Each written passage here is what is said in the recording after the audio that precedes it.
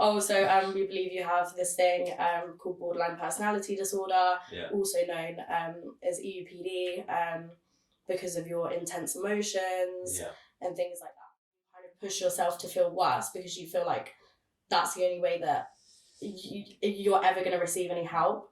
And that was kind of how it felt for me when I was younger, was if I don't try and like end it, then is anyone ever going to take me seriously? The most stigmatizing thing I would think of that diagnosis is the personality part, right? Yeah. Like it's a disorder of your personality. You have something wrong with your personality. That's kind of what it suggests, right? Yeah. My last 2 relationships, it was me. That was it. It was them. And if it wasn't them, then it was no one. Hello and welcome to the second episode of Let's Talk Mental Health. The focus for this one is going to be BPD, borderline personality disorder, which is now sort of being referred to as EUPD, right? Emotionally unstable personality disorder. Yeah. We've got Grace here and we went to school together, although to be fair, we haven't seen much of each other for quite a few years actually. I think the last time was probably at some party. And yeah, we're just going to ask some questions and explore BPD or EUPD basically. So first off, going to give a bit of context. So I don't want to mess up like the main factors of it. So could you tell us a bit about what BPD or EUPD is first? Okay, so basically, it is a mental health struggle. I'll say it like that. They say that they think it's caused by trauma in childhood. So whether that's, I don't know, abuse, sexual trauma, anything. Mainly consists of fear of abandonment, which is a really, really big one. And just unstable and intense moods. So, for example, I refer to it as like going from 0 to 100 super quickly. And a lot of it involves around like self-harm, impulsive behaviours. That's basically it. Mostly unstable moods. The first thing, firstly, I want to ask, how are you? I'm good. Thank you. I am good.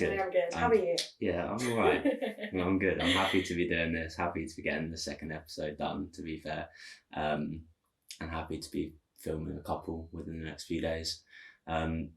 So yeah, the first thing I kind of want to discuss is diagnosis, right? So the process of you getting diagnosed, when you got diagnosed, how easy it was to get diagnosed, and whether you think generally it's been beneficial to be diagnosed. And obviously we spoke a bit before this about the confusion with bipolar and stuff like that. So it'd just be interesting to hear a bit about that. So first off, when did you officially get diagnosed with BPD? So it was probably about 5 years ago now. So I would have been 18, freshly 18. Freshly 18. But the process started from probably about 12, 13.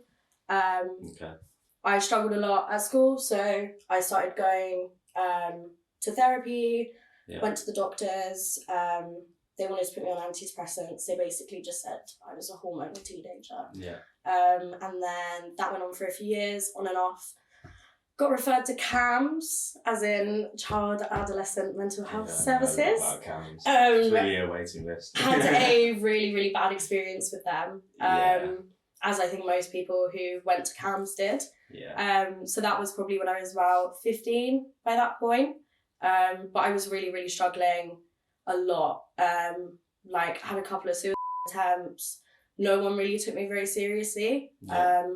It wasn't until my last attempt before I got diagnosed that I ended up going to the hospital, and they asked me some questions, and then they said, right, okay, we need to put you like straight forward for the local like psychiatric hospital. So I went in there. It was an appointment. I had an appointment like 2 weeks later. I went with my mum and I was so nervous. I remember like driving in, and it was one of the local ones, and it was where literally it is a proper psychiatric hospital. Like everyone who's in there has a lot of issues. So I walked in there and there was a lady in there. She was like, Grace, we're ready for you. I was like, oh my God. And I was just, this tiny little freshly 18 scared baby.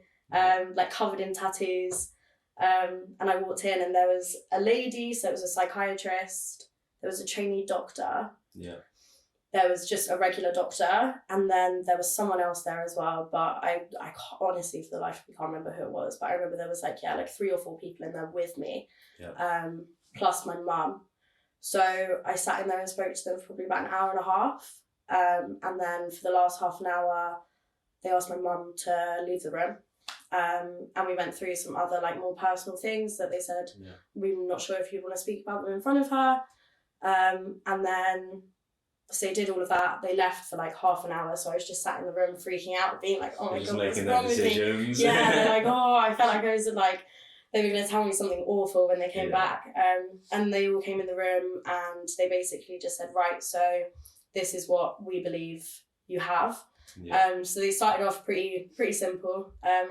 So it was as quick as like, as soon as you got in, the first kind of thing they did is want to diagnose you, basically. Yeah, I think I'd been put at such high priority. Yeah. There was a lot of stuff on my file from previous things that had happened that they were kind of like, right, we need to get to the bottom of this now. And I was very lucky with my mum. She was very pushy. She really wanted to make sure like I had an answer for everything that was happening.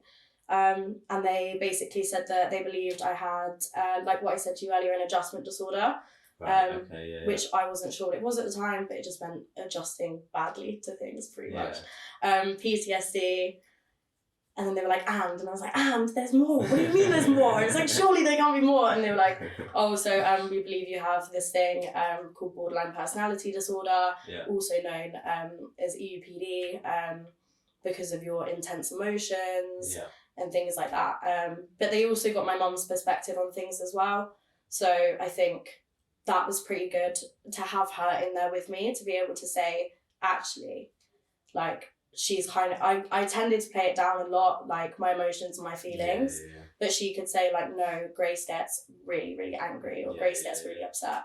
And it was basically just like that. And then they referred me for a therapy, which I still haven't had. Really? Still on the referral list. It's been many a year. But I have had therapy in between, just like CBT and stuff, for other aspects of it. You're on the waiting list for what is it? A so DBT it's therapy? DBT, which I've heard of a bit, and it's like this one was like a group therapy, which absolutely terrified me. So I really didn't want to do that. But so that was basically it. And then from then onwards, I went to my doctor, and then I would go have a chat with my doctor, but they put me on venlafaxine then. They also wanted to put me on, beta blockers for my anxiety and stuff. And then they wanted to speak to me afterwards as well, because my parents were splitting up at the time, which is where they thought the adjustment disorder came in. So they wanted to speak to me after that to kind of see how I was adjusting. But that was it. So before you went into hospital, you had never seen a psychiatrist or anything who would have given you a diagnosis? No, it was all doctors. It was all, it was really tough because it was almost like they didn't want me to. Like, that's how it felt. It felt like no one wanted me to get a diagnosis. And so that's interesting in itself, because personally, I think with diagnosis, you have to be quite careful about diagnosing teenagers, right? Yeah. So I wouldn't personally think it's a bad thing that they're hesitant to diagnose you before you're a bit older. I understand. But when you're really struggling, and I guess for a lot of people to get a diagnosis is like, so that's what's been happening. Do you know what I mean? It's an explanation for a lot of what you've been feeling, and that can feel quite validating sometimes. Yeah.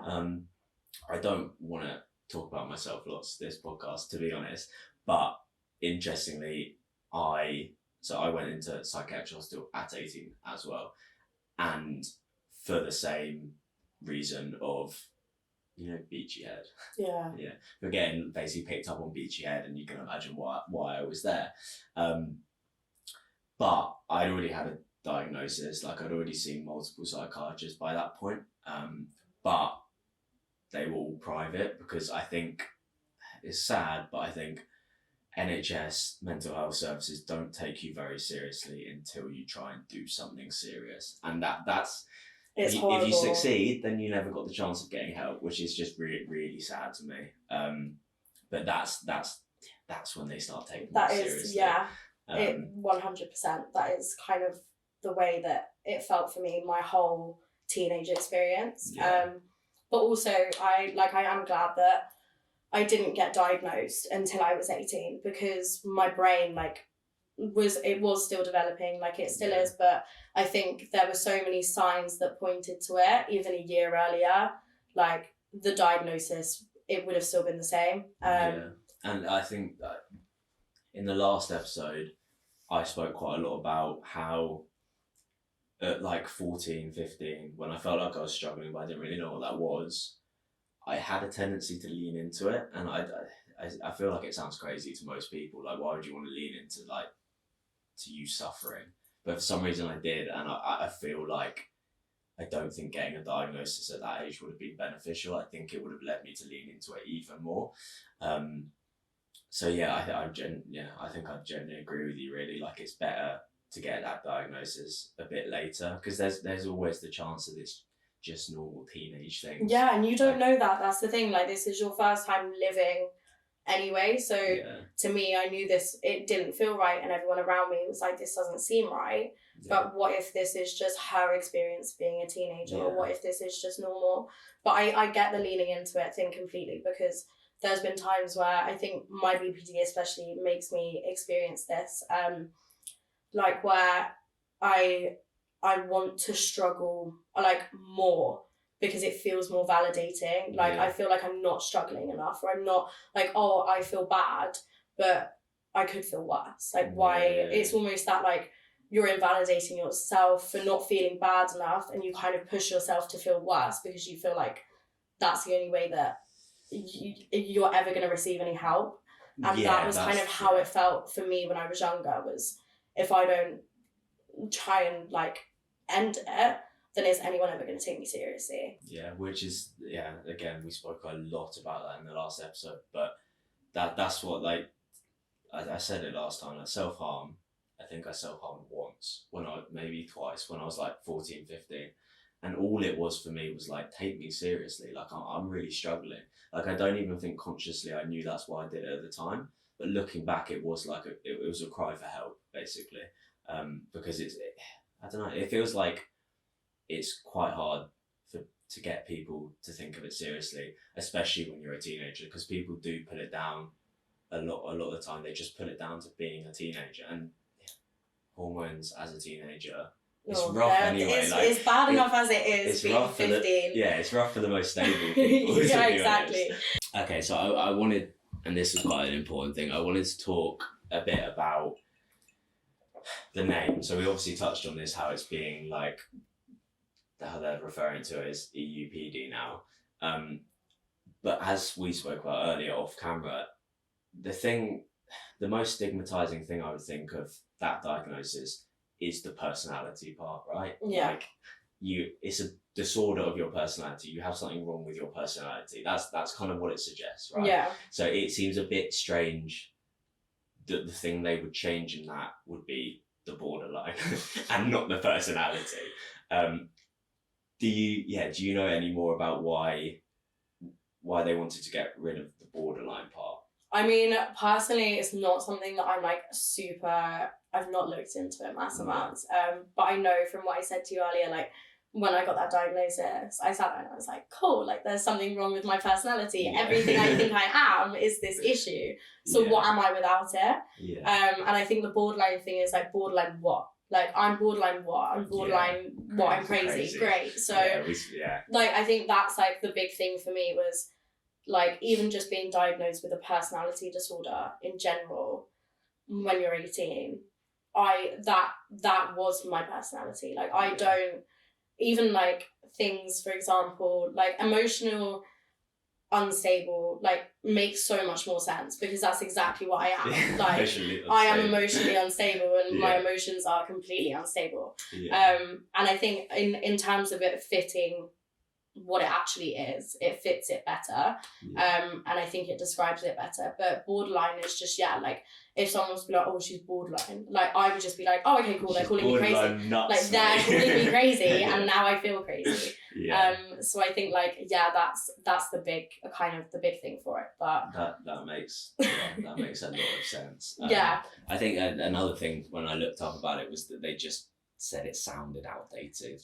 I mean, it definitely does sound pretty outdated, but I also think, like, everyone knows it as that, so it's so much easier to refer to it as that as well.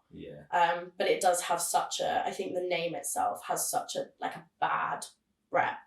Like, if someone was to be like, oh, she's got BPD, people would instantly have thoughts about what that is. And people get BPD and bipolar confused as well. So, like, even if they think about it wrong, like, all the time, I say BPD and people are like, oh, bipolar. Yeah, no, it's literally bipolar disorder, like BPD. Like, no, not that one. And then it's just that, like, you've got these negative connotations towards it, regardless whether you are, like, even if people think you are referring to bipolar, like, they're automatically assuming it's negative. So, I want to go back a bit to, again, what we spoke about before this, because you spoke about how they thought that you might be bipolar, right? And that was kind of the first interactions you had with the mental health services. That was kind of the first impression.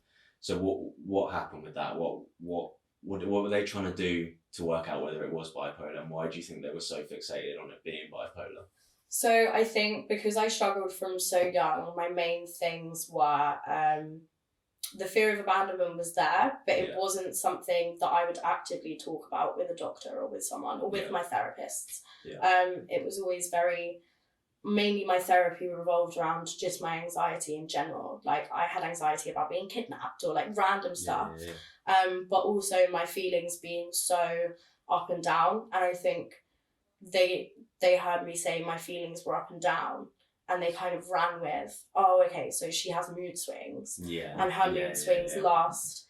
And the difference is like, with bipolar, the mood swings, they would have lasted a lot longer. It would have been very different, because as much as they do have that same, like, unstableness, there's time periods and there's things like that as well. Whereas this is bipolar, you have more of a persistent mood swings. So, like, you'll have mania, which I don't actually experience. I experience, like, euphoria, but it's not quite like that mania thing that you get with bipolar. And I think they heard me say, like, oh yeah, we know some days I have a really, really good day and I feel like nothing can go wrong. And then someone says something and it really upsets me. And then, like that, I'm just like, so. Which is more emotionally unstable rather than bipolar. Yeah, exactly. Because bipolar is normally, I think there's, like, different types of it now, but it tends to be you have long periods of being manic and then you have long periods of being depressed. So it is quite different, I think, really. But I feel like every mental health diagnosis we have now overlap quite a lot. And that was that was another thing that I was going to come to later, but I'll ask about it now. Is there anything else you got diagnosed with alongside BPD, or did BPD was that it? So it was that PTSD, which was another one, which was PTSD from like specific circumstances, and then anxiety and depression. But for me, that kind of comes under my borderline as well. That's always going to be something that I just assume I'm going to suffer with, because it is part of it, like, especially in my case as well. But the bipolar thing was, they just kind of assumed that I was up and down, so I had bipolar. And then because I got put on sertraline as well, and then that didn't agree with me, their automatic thing was, oh my gosh, like, we have to take her off of this. And I called my doctor and I was like, I don't feel good. And he literally said, like, just come off them now, straight away. Because something that happens with bipolar is when they have, I don't know if it's specifically SSRIs, it might be SNRIs as well, but it tends to trigger a manic episode, doesn't it? So they were probably thinking, oh, yes, definitely bipolar, then get her off that shit right now. Exactly. I think that was their first thought. So it kind of sucked because I thought finally, they were my first lot of antidepressants I'd ever tried. Yeah. So I thought, oh, finally I might have something that will like fix me. Yeah. And then I went on it, felt not very great. And then they were like, oh no, get off this one now. And you're like, I was fuck, like, oh. well, what have I got Yeah, next? exactly. Exactly. That was it. Yeah, that was my experience. At that age, that was my experience with antidepressants. It was like, I was so desperate to like feel better. And like this idea that, oh, there's a pill. What, it can just make me feel better. Yeah. Like it was like, shit, maybe I can go back to normality. Fuck no. No. I was so wrong, mate. I mean, my experience with antidepressants has been awful, if I'm honest. Like I've always been very sensitive to them. I'm still on mirtazapine, but it's not an SSRI. It's not an SNRI. It's like its own kind of drug, and mainly just helps me sleep and eat, to be honest. Which is nice. I get like a full fucking 11 hours sleep each night. Like, it's really nice, to be fair. But yeah, so kind of what I wanted to ask next, which may tie into the PTSD thing. Like, I don't know if you want to talk about PTSD specific, but upbringing. So big thing with BPD, and when I was doing my course that was working towards psychology degree, one of the modules, it went into BPD quite a lot, and it went into the relationship between childhood trauma and BPD, which I think is another reason that it's been a bit controversial, the diagnosis, because a lot of people kind of think, well, do you need a diagnosis for like something that kind of it makes a lot of sense. Like you're in this situation, so therefore your emotions are unstable. Yeah. Like it makes sense. So do you need to then label it? So yeah, what if you want to talk about it? What did your upbringing sort of look like?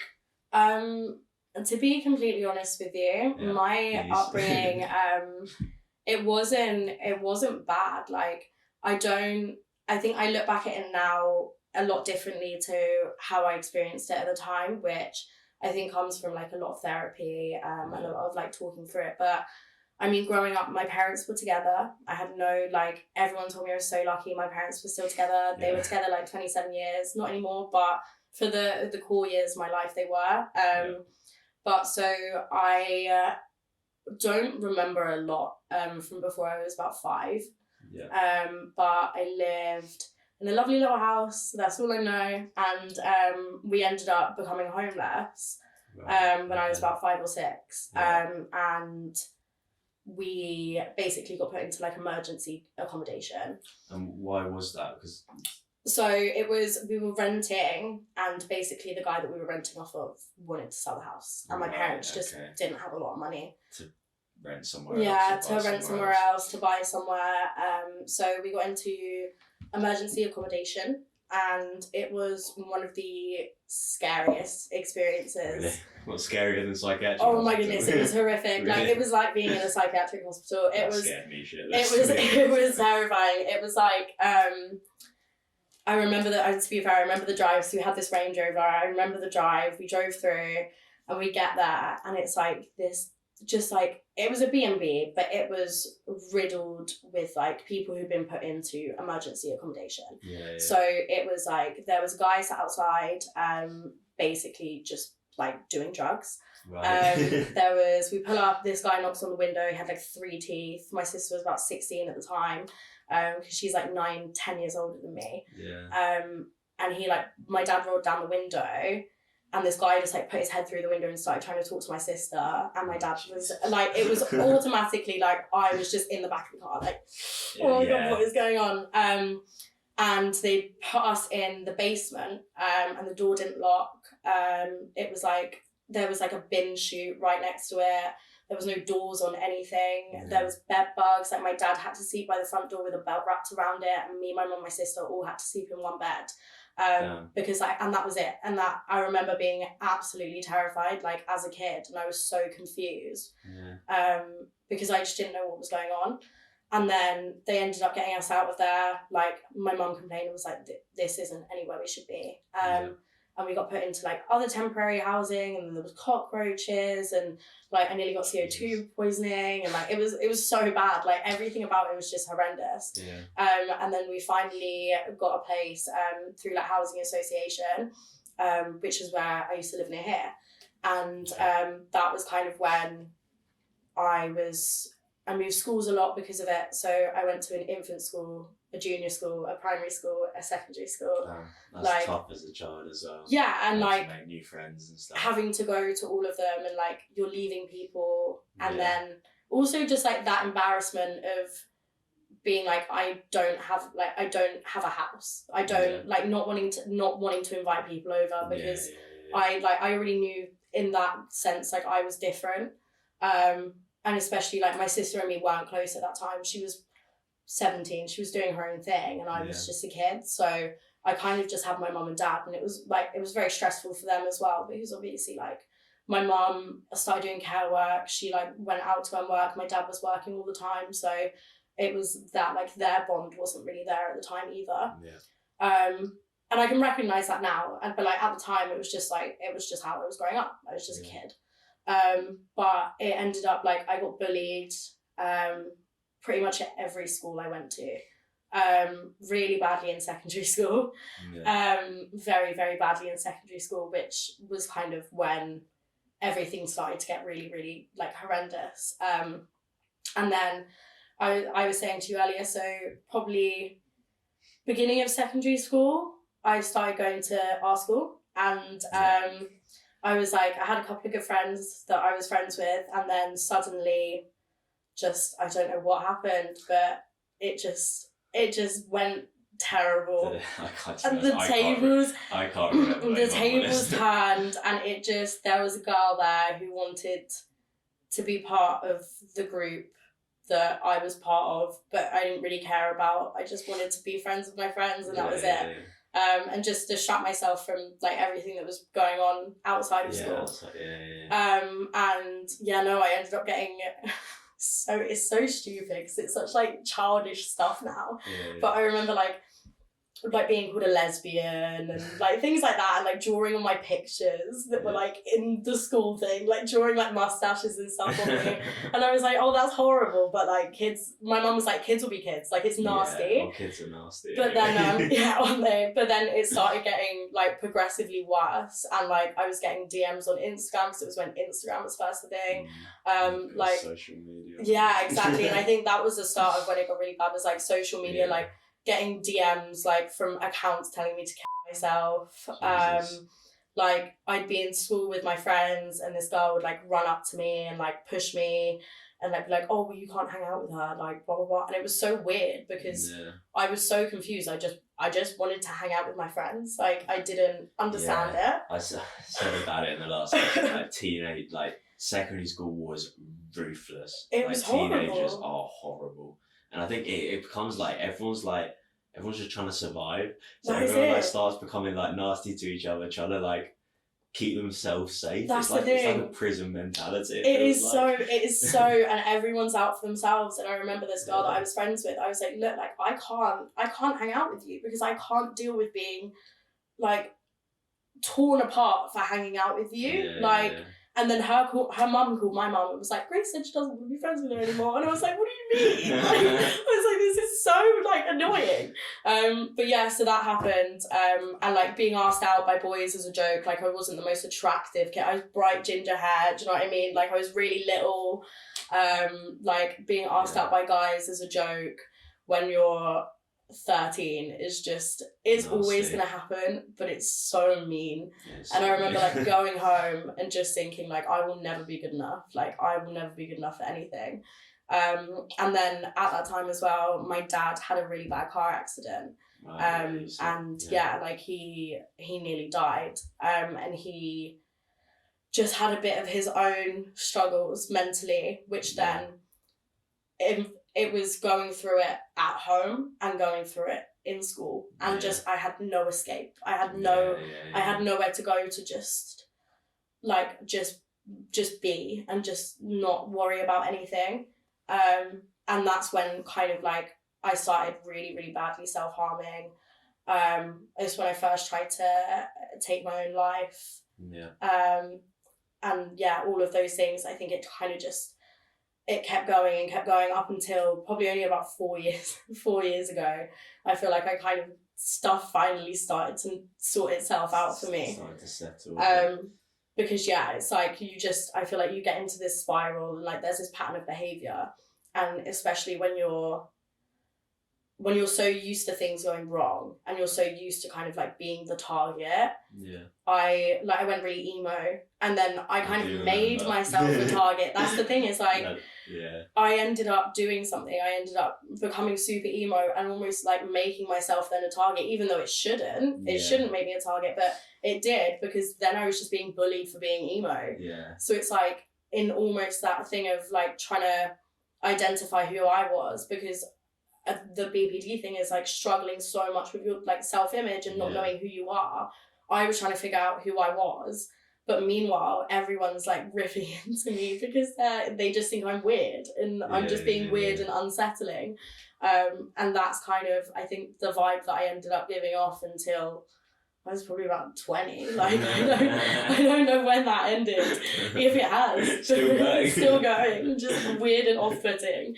Not in the slightest. But yeah, no, it was like, I think that kind of like being bullied at school, having issues at home. And I mean, my mum was telling me a story the other day about how, like, when I was a kid, when I went to infant school, I got there so early because I hated being late. And I had my book bag, and she said I must have been about 5. I had my little book bag, and she said all of the other kids came rushing in, and she was stood there, and she said I just let all of them push past me, and all of them put their book bags in, and I just stood there waiting for everyone else to finish. And she was like, it was the most heartbreaking thing, because you just didn't want to step wrong. You didn't want to embarrass yourself. You didn't want anyone to say anything to you. You were just happy waiting there while all the other kids did whatever they wanted. And I think that's like when I start to realise how long I've actually kind of been that like version of myself for. So what age was that? So infant school, is that primary school? Yeah, so it's like the beginning. So it's like 4 or 5. Right, so that early you noticing things that like maybe like a bit not abnormal, but like weren't quite what you were seeing other people behave like. I was very shy. Like, I was a very shy kid, and then I think when you get bullied on top of that, like, it just makes you insert yourself into it even more. And I think because I always got questions about my childhood, like when I was speaking to like psychologists, psychiatrists, they would always talk about my childhood, and I'd be like, I can't remember anything, honestly. And I think for me, I was quite, primary school, I don't remember any problems with primary school, honestly. I think I was quite happy. I think I was quite confident. And then as soon as I hit like 13, 14, at secondary school, it was like I was terrified of everything. And like, I'm not comparing these in the slightest, but one of the things I remember was there was a no uniform day. Day. Came in with these, mum got me these turquoise chinos. No way, hang on. And I came in, and the second I walked in, everyone was taking the absolute piss out of me. I remember feeling like I just need to go home. But like, it wasn't a school that like you could go home. It was in the middle of the countryside. It was literally so far out. Yeah, there was no way I could get home. Like, and school was horrible. But I think unlike you, I had more of a safe space at home. I think that's probably the only difference, really. Like I was terrified to go to school because I knew I would be somewhat like comfortable at home. Yeah. And so to the point where like there's a few times I just ran away in the morning so that my parents couldn't find me and I didn't have to go to school. But yeah, I think it would have been a hell of a lot more difficult for me if that safe space wasn't at home either. Because then, as you say, you've got nowhere to turn. And it's like you're constantly trying to outrun something that you can never outrun. Like, there's just nowhere to turn. And I think that's really difficult, especially for someone who's, I guess, going through puberty, is trying to find themselves, and then you've got that going on. It's just really difficult. I think it's hard as well, because I never wanted to, like, blame my parents for anything. Like, I never wanted to be that person who's like, oh yeah, I had a really bad childhood, because I wouldn't look at it and say it was bad. Like, my mum and dad did everything possible for me. Like, my mum would give her last pound for me to get like a McDonald's cheeseburger. Like, they absolutely adored me. And so did my dad. And like, but I think it's really hard, especially when my parents didn't necessarily have the best upbringing themselves. Like, they're trying to make these changes and trying to do these things for me, but you can't, it's just, I was such a sensitive kid, and that's what, like, even like in terms of, but there was no abandonment. Like, this is a thing that I always wondered, like, where does my fear of abandonment come from? Because I was never abandoned, like, but I used to cry if my mum was going somewhere and my dad wasn't going. Like, I would freak out and I wouldn't know who to stay with. And my mum would like get me in the car, we'd drive around the corner, I'd be like, no, I want to stay with dad. And I'd be like hysterically crying. And then I'd get back to my dad and then I'd be like, I wish I went with mum. Because I just could not choose between them. I just didn't. That is, because that is interesting. Like, psychology wise, you would think that like there was something in your upbringing that made that fear of abandonment come about. But like I said before off camera, like, I had a friend who I was really good friends with, then got diagnosed with BPD only in the last like year, and like a huge thing was for her was a fear of abandonment, like to the point where like if someone was slightly off with her, that's me. Like, it's instant. Yeah, but she had two supportive parents. Like, there was nothing that you look at a child and go, oh, that's why. Yeah. And I think that's the trouble. Like, me, I like psychology. I like thinking about psychology. I like kind of looking at why something has led to something else later in life. But sometimes you just don't have those explanations. And like for me, like, I found with a lot of therapists I had, they would try and like dig like into my relationship with my parents, into my upbringing. And I got I stopped seeing a couple of therapists because I got to the point, it's like, there's nothing there. Like, I know you're trying to like, you think you're going to come up with something, but there's not. My parents have always been supportive. They're nice people. Like, in theory, I've had everything that I could want growing up, yet I'm not quite right. Like, I don't know why that's come about. And sometimes I think there is no explanation. And that's it. I think that's an interesting thing with mental health, really.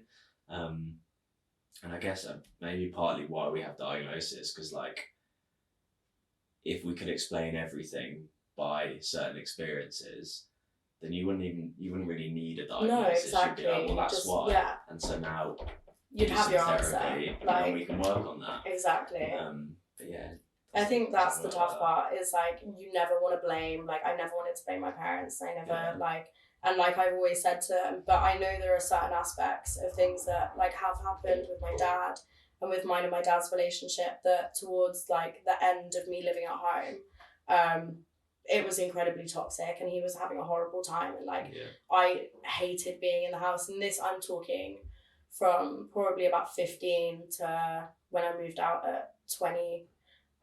Me and my mum moved away, and like, it was the last few years that were absolutely horrendous. And like, I will never, like, I've only recently just kind of started like gaining a relationship back with him again, and he's so much better now. He was having a really hard time, but I think it's really hard to try and see someone else's struggle when the impact that they're having on you is so big. Like, it was so hard for me to be understanding for him when I was like, you are like hurting me so deeply that you don't even realize. But I don't think that has much to do with like the BPD thing growing up, because I mean, that was only later life experiences. These are things that it was already so ingrained in me by then. I want to move on now to more now, right? So more how you're doing now, how you say the main symptoms of your BPD, how they play out in your life at the moment. So just first, if you were to identify the main symptoms that you think you deal with currently, what would you say they are? So I'd say fear of abandonment being a huge one. Yeah. Suicidal ideation. Definitely. Not so much self-harm anymore. I've done really well with that, and I'm really grateful. Well done. But in terms of like, definitely impulsive behaviour and things like that I experience. like quite heavily. A big thing with BPD as well, which I mean I guess is not necessarily something now I'm in a relationship, but like hypersexuality and things like that, and which is like promiscuity, I guess. And just like that whole shifting self-image thing, which is a really, really like tough one for me. And dissociation as well. I tend to dissociate like quite a lot. Okay, and how do you think, how does that like physically play out? Like, is it something you have to like really manage? And like, do you have ways of managing those specific symptoms? Yeah. Like disassociated. So say you started to feel like you were really disassociating, what could you do to try and maybe snap yourself out of it? So that's one that I've not quite got to grips with, because we will get there. It's for me, that's probably one of the hardest ones, because it's such a physical thing where I'm so out of reality. And I think that comes a lot into play more when I get they actually call it BPD rage, which is rage. Like it's actually horrendous, but like when I get so angry, like to the point where everyone thought I had severe anger issues, because I will just I'm not just angry, I am completely enraged and I have done and said some horrible things that I'm so not proud of. But I'd say probably in terms of like the suicide ideation thing, and the other things that I do experience more, like shifting self-image and things like that, I've got really good at trying to logically think. I think as much as there's people that have been in my life that I do put a lot of hatred towards and I don't necessarily like them, I think they've taught me a lot about how to like manage in terms of like I've made a lot of mistakes and I've done a lot of things that when I do start to feel, I'd say like threatened and triggered, for example, like if someone was to, like I feel like someone's leaving me or I feel abandoned, or like say, I don't know, one of my boyfriends was, not one of, I only have one, but like I promise, but like say like my boyfriend was to like not reply and he's out and he's not replying, that used to be such a huge trigger for me. Like I would, and it's physical as well, it's not just like, oh my god, he's not replying, it's like shaking, and I shake bad anyway, but like shaking, like my heart literally, it feels like it's in pain, it feels like it's breaking, I can't breathe, and the only thing my brain can do is just think, oh my god, he doesn't like me, he's gonna leave me, like there's someone else. Whereas now I've really managed to be able to take a step back and look at it from more of a logical perspective, but also as myself, and just say like, if someone wants to do something, it has no reflection on me and who I am as a person. And if someone wants to do something to me, they're going to do it. Like if someone wants to hurt me, they're going to do it. I can't control other people's behavior, and all I can do is control my own. And that for me has been a massive like help, just knowing that I control the way that I feel. It doesn't always feel like it, but I do. And this like these things that trigger me, people aren't doing it on purpose. It's not their thing. They're not replying because they're trying to upset me. They're just busy and they just have their own life. And also in therapy, when I did have the CBT, I got told to respond and not react. So respond to the issue and the problem and whatever's going on in my brain, and then react afterwards. Like, because one thing for me is I react, like it's impulsive reactions, and it will never end well for me. It will always be it's never a good reaction. If it's impulsive, for me, it's never a good reaction. I'm never going to impulsively react well. Like it's not, I will just react and do something that at the end of the day, it's going to hurt more than just me. So it's going to hurt other people as well. Drive yourself into the ground. Yeah, exactly. And I think one thing for me is, I remember saying to myself, like when I was sat there and I'd had a massive argument with one of my ex-boyfriends, and it doesn't matter who was in the wrong, because at the end of the day, I reacted badly regardless. At the time, that felt 100% justified. It felt like I am right and you are a horrible person. And that's the splitting as well, which is another issue with BPD, is black and white thinking. So especially with a favourite person, you tend to split on them. So you go from absolutely like idolising them and thinking they're the most perfect thing in the entire world to hating them. And it sounds horrible, but kind of wishing they would just die. Like, it sounds awful. Is that like a quick from one to the other and then it goes back, or is that like over a period of time? It's one to the other. And then does it go back? Yeah. It goes back. So it's so hard to explain, but it would be like me and you sat here having a conversation and you say something, me and you were together and you say something about another girl or whatever, and it's my brain instantly just going, cool, he's a horrible person and you hate him now. And it's like, yeah, okay, no, you're right. And that's it. And I will sit with that and I will not, that won't go until you do something to prove me otherwise, which is crazy because as soon as I switch back, it's this whole thing of you were being so unreasonable, I'm so sorry. Like, it's this thing of like just trying to sweep everything under the rug as soon as I've done it, because as soon as I have an episode, and for me, like a BPD episode is very much splitting on someone. That for me is one of the things that I struggle with the most, is because you don't really see BPD in relationships with people that you're not close with. Like, if you're not, you see BPD with, like, you see the episodes with really, really, really close friends, family, people who you're in a relationship with. So my normal friends, like friends at work, things like that, they don't really see me any different. They kind of just see me as Grace. Whereas my previous partners see me as like a completely different person because I'm so close with them. Again, we spoke about this before a bit, but because as I said to you, I've had instances where people have suggested that some of my sort of traits align with that, and it's a bit scary to me, honestly, hearing you speak, because a lot of it's like, yes, I'm quite familiar with that one, and something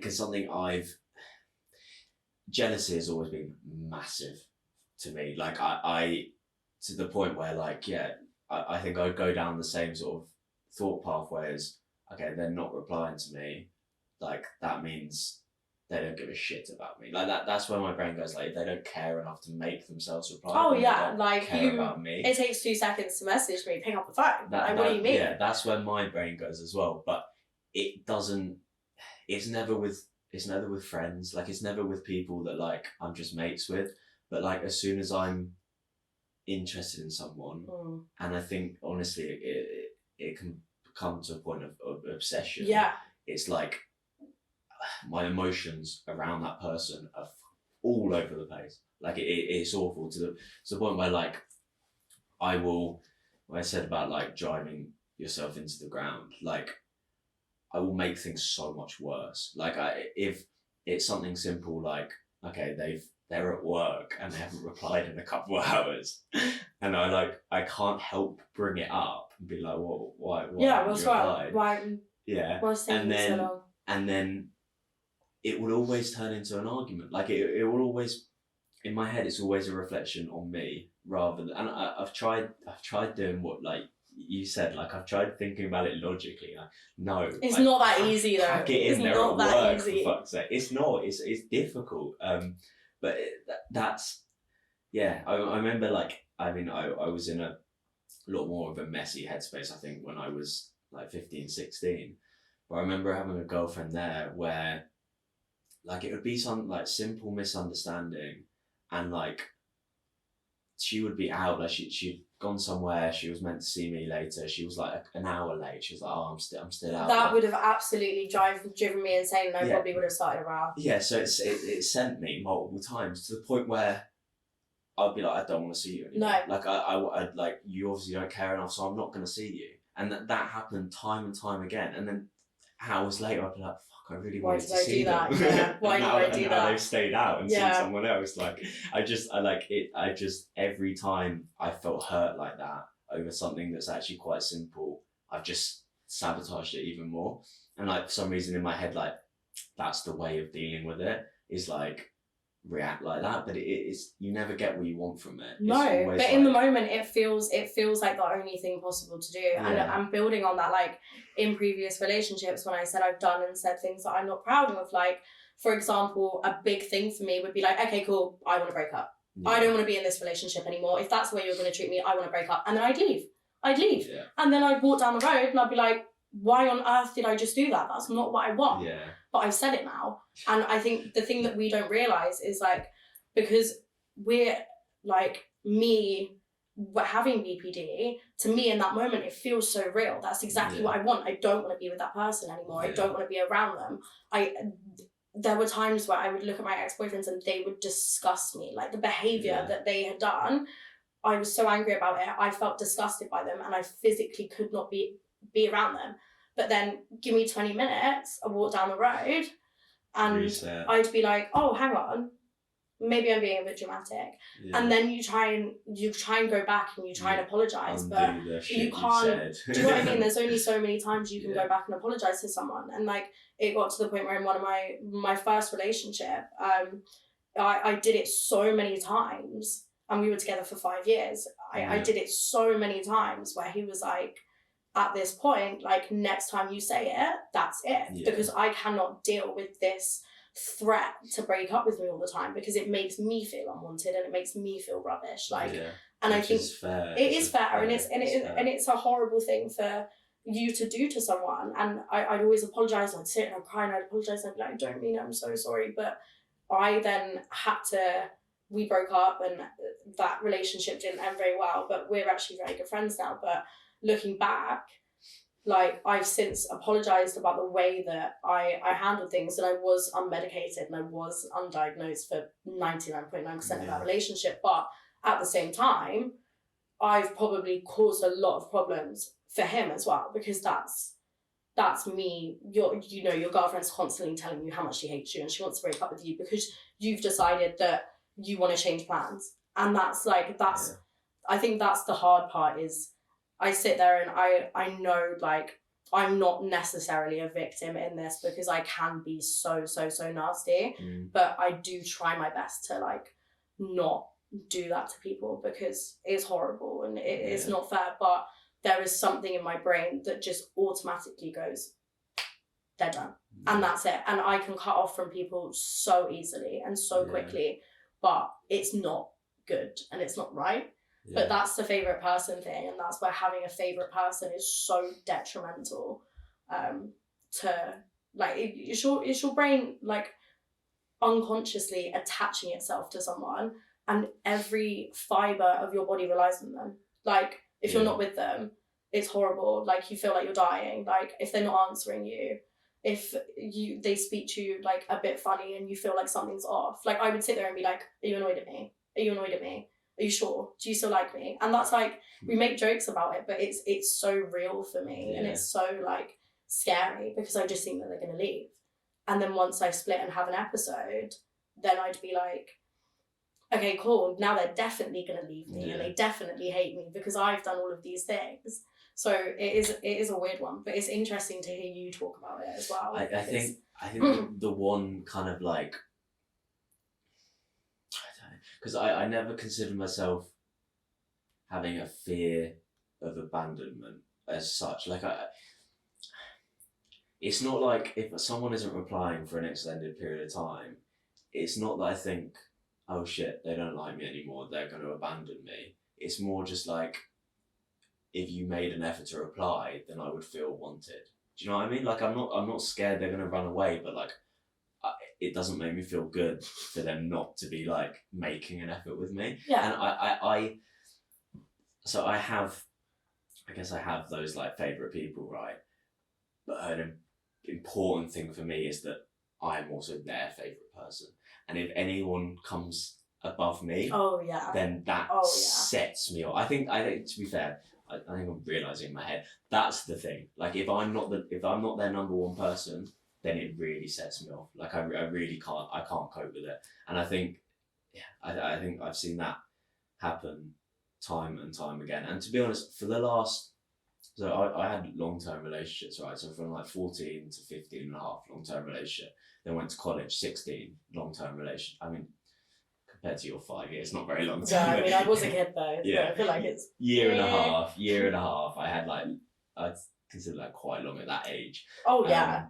Year and a half relationships, and I never stopped. Like as soon, like in between the two relationships, I was seeing someone. Like I just went from one person to the next person to the next person, and I always just replaced the last person with someone else, and that's just how that's how I operated. And then I got to a point where my mental health got really bad, split up with my ex, and suddenly like I was in no position to be dating or anything. Like I wasn't going out, I wasn't meeting people, and finally I had to like sit with myself, and that was terrifying.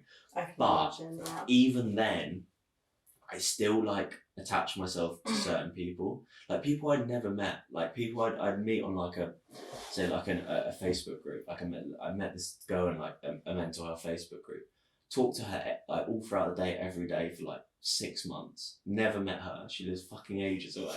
But like if I didn't talk to her that day, I would feel like really lost. Yeah. And then as soon as like we sort of like stopped talking, I just moved on to someone else.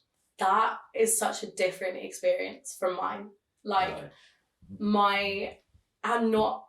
I think my BPD gets worse when I'm in a relationship, and after my last breakup, it was really, really messy and it was really, really horrible. Yeah. And I was like, I don't want to date anyone. I don't want to see anyone. I want to be on my own, and I want to sit with my own thoughts and my own self, and not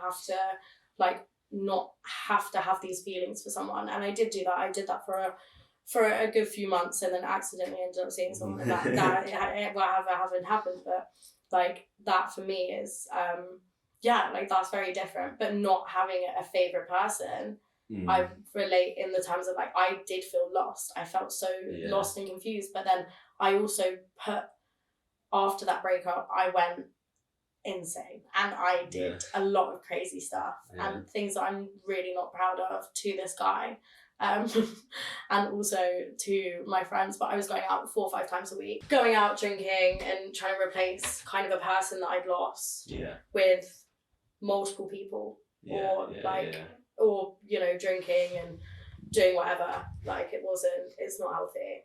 Yeah, and to be honest, I think I got to a point where I couldn't, like, alcohol is still the same now. Like, alcohol gives me terrible anxiety in the following days. So I haven't drunk for like 2 years now. So I got to a point where I really had to like sit with it. But as I said, like my way of dealing with that was like picking up a favorite person, and it wasn't like, because it was different, right? Like if my favorite person, like I don't even know if it could be called a favorite person, because I wouldn't have got like really emotional about things they did, because I'd never met them. They had their own lives. I knew they had their own lives. But it's when I'm, I'd say, romantically involved with someone, that's when it really like, that's when my head goes all over the place. And funnily, like I have to have someone that I talk to all day, every day. I just have to have that person. And the last kind of thing I had when it ended, I poor Cameron, man. I started like messaging Cameron all day. Oh, like, he just became like a person that I needed to message like all day. And because he was working and stuff, I had like several people. I suddenly made myself have several. Started talking to people I haven't talked to in like years, like friends, but like I hadn't seen them for a while. And I would just like make sure I was constantly talking to them just to keep my mind off it. But the main thing, like, I got this in relationships, like ending one of my relationships caused me to try and off myself, basically. But that is such a hard thing for me, like at the end of relationships. And the last time that kind of thing happened, I felt like I was withdrawing from something. Like my body, I think we spoke about it a bit earlier, my body ached, like everything just ached. And it was the point where like my mental health had got like better at that point, but like suddenly I felt like I hadn't felt in years. Like I felt fucked up, And like it was just, I hate it because I wasn't in a relationship with this person, but like I'd still grown so attached to them that it felt like someone had died. Like when I broke up with them, it felt like someone had died, and it drove me crazy. But another thing that I find with myself is like I will feel things strong, but I won't feel them for that long. So like 2 weeks, it was the worst 2 weeks of my life. Honestly, I was a mess. Like I was at work, like gagging with how much like emotion I was feeling. And then 2 weeks later, and I didn't care anymore. But I think that's the thing, is like that's the scariest thing for me with this most like recent relationship was like after I got out of my last relationship, I like promised myself I didn't want to be with anyone else because I felt like my BPD, I couldn't be with someone with my BPD because it's so much worse in a relationship because you have that favorite person, and my entire mood. I mean, I live with this guy. My entire mood revolved around him, and I remember thinking to myself, like, I don't want to do that again. I don't want to have that. But as soon as I'm in a relationship, that's how it's going to be. And especially like with me, it's the favorite person. They are my everything, and I do not know what to do without them. Like I physically, it is that like ache. When we broke up, it was horrendous. Like I was sat there like cry. I mean, my first boyfriend, they were both very bad breakups to be fair. Neither of them were good, but like crying hysterically for like days and days on end, but to the point where like I'd still call him, I'd still text him, I'd still want to be involved with him because I couldn't let go. I just could not, like that fear of him being like, that's it, like it's done. And I was like, I must have seemed absolutely, I mean, I know I seemed crazy, like I was crazy. I chased him out of a pub. Like I was nuts. That's how it made me. It just made me I was so obsessed. And the thing is I think what I've started to learn about having a favorite person is that's that lack of knowing myself and that lack of self-identity, that you just cling on to someone. And you're like, this is my identity, and they almost just become like a part of you. And they start to like everything about them.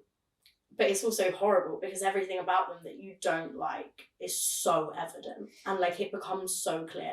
And it's not just then, oh, they're perfect. It's they're perfect, they're horrible, they're perfect, they're horrible. And it's like that whole thing of just not being able to understand. And I think it's similar for me. Like I don't tend to have a favorite person that I'm not completely in love with. Like it always ends up being romantic, or it always ends up being a romantic situation, because I think that's like, you're always the closest with someone that you're romantic with. Like you're not, apart from when I was growing up, and it was probably like my dad, because I was just obsessed with my dad as a kid.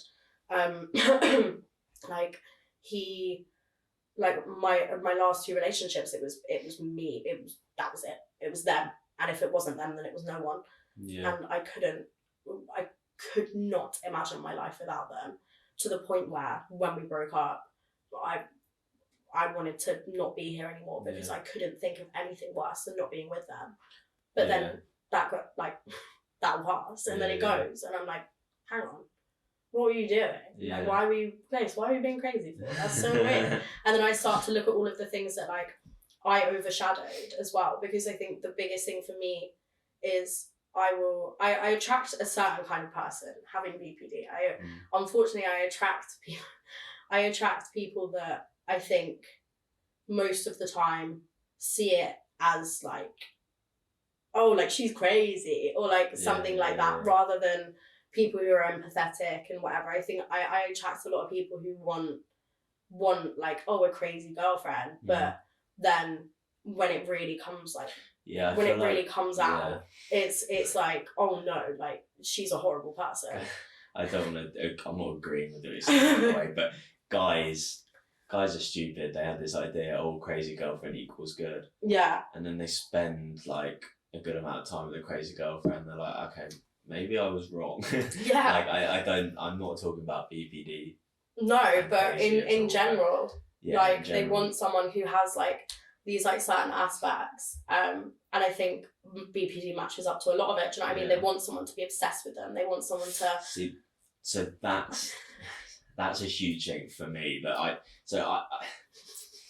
I've always been drawn to girls with issues, if I'm honest. Like, fair enough. Yeah, like it's always, and I think over the last sort of year or two, I think I come to realise that the reason for that is that I want someone to depend on me. I want, like I said earlier, I want to be that person, like safe person. Yeah. So therefore, I'm kind of attracted to girls who will find me as that person. And yeah, it's probably not good because I feel like I probably need someone who's, you know, like pretty stable to like help me become more stable. But I'm always drawn to, girls with like some sort of issues, basically.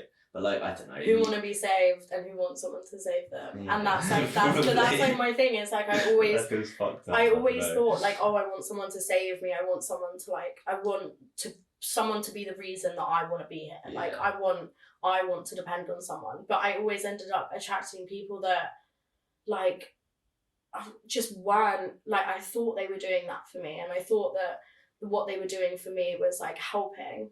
But in reality I think a lot of it was more of a hindrance than a help for me, because I became so dependent and I relied on them so much, like for validation through feelings. And I think the thing is we're all human, and like they're gonna make mistakes, and they're not gonna, especially the people that I've been with, they're not necessarily gonna be loyal. Do you know what I mean? They're not gonna give me what I need. And when they don't give me what I need, instead of just being a straight, you know, normal person that's brain works correctly, I'm someone who's like, okay, cool, now I want to die because now you've made me feel insecure and now you've made me feel like this. And also, like I said to you in the car, I feel like in a lot of like relationships, not even just like relationships, but even like friendships. For me, I feel like it's easy for everyone to kind of make me a bit of a scapegoat and be like, oh, well, you know, this isn't actually that, like, this isn't actually this deep. You're just being crazy. Or like gaslighting. Yeah, like a big one is always like, oh, have you taken your meds? Like, because of your BPD, like, have you taken your meds? Yeah. And I think that they don't realise that that's, like, I genuinely don't think a lot of these people realise, like, oh, okay, like that's actually like horrible. Yeah, that is horrible. But I think they genuinely don't understand me enough to know that like my feelings are so much deeper than that. And the thing that I'm upset about, could be not even what I'm upset about like at all, but it could have just triggered me to think, do you know what, I actually fucking hate you. And then that's it. And then I've gone off because of something that happened 8 months ago when we were in Tesco and we were walking down, and he looked at someone and it's just made me think about every single tiny little thing that's ever happened. And then I don't want to be with that person anymore until 20 minutes later when I feel fine. Like, and I think that's the crazy thing.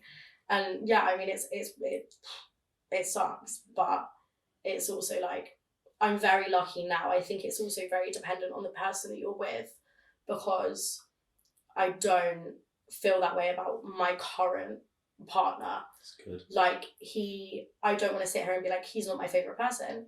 He is my favourite person, but he's not my favourite BPD person in terms of, I've never split on him. Like, we've been friends for like 6-7 months.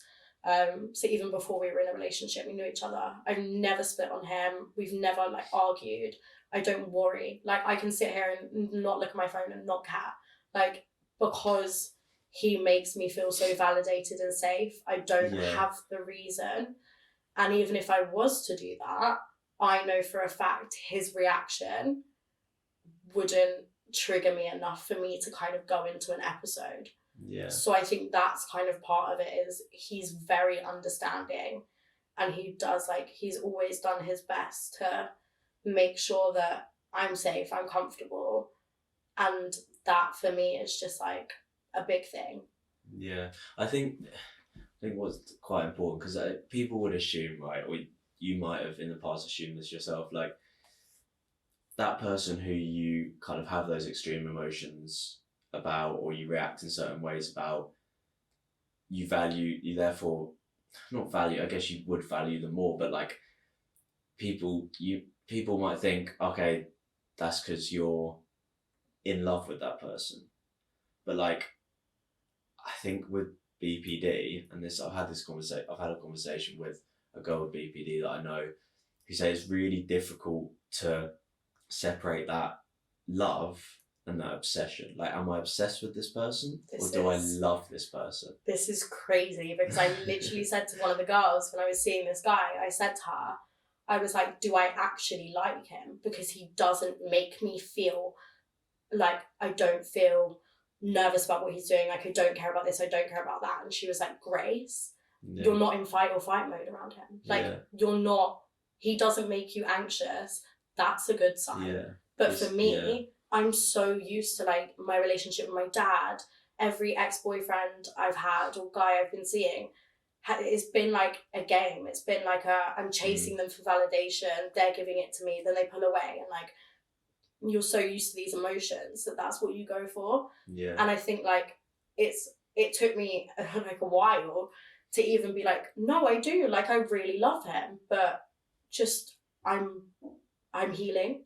And I think that for me is like the nicest thing, is like I'm realizing that actually, yeah, I've got BPD, and yeah, I've like this thing, and I have a favorite person and whatever, but like I'm clearly healing, and I can look at that now and think, actually, this is a really, really good sign that someone makes me so happy without making me so sad. Because I thought that the person who makes me the absolute happiest had to make me feel bad and had to make me feel horrible.